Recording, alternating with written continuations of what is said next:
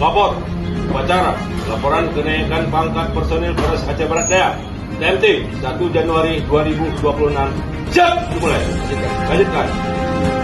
Lapor upacara kenaikan pangkat personil Polres Aceh Barat Daya 1 Januari tahun 2026, hari Rabu tanggal 31 Desember tahun 2025. Siap dimulai.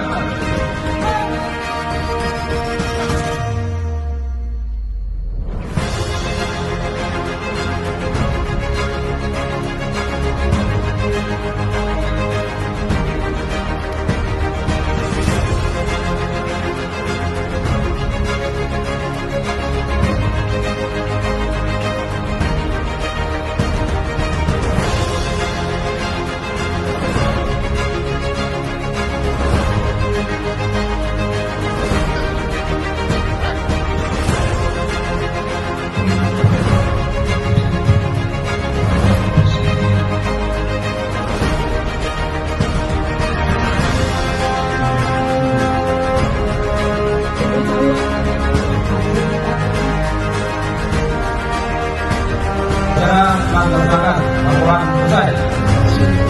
Mari depan. Inspektur upacara.